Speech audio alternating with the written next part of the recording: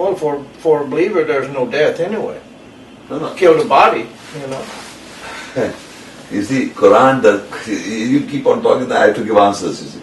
The Quran does not say you kill the body, you kill the psyche.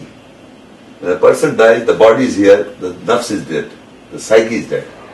Kullun nafs, I'm sorry, you understand Arabic, I don't know.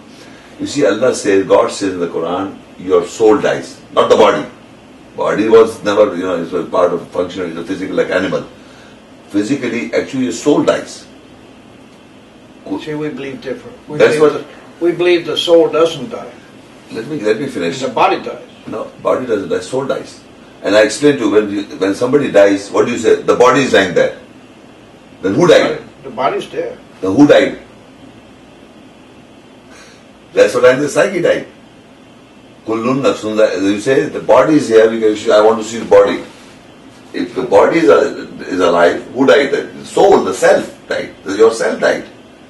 Its body didn't die. But the soul is immortal. No, God created us immortal. No, just a moment. That's it. The soul comes back to life again, that's alright. But he dies, actually the soul dies, not the body. That's the problem of understanding the actual.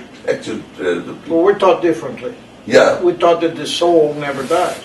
No, the Quran says it is the soul that dies. And it's logical. Your psyche, when you even go to sleep, it says, I take the soul out. You're unconscious, I take the soul out and I put it back again. Then you come back again. Well, some people do that, yeah. That's the Quranic concept. It's scientific. The soul that controls, it's not the brain, the soul that it takes out when you go to sleep. Man, yeah. And when you get unconscious, it's taken out. And when it dies, I don't send it back.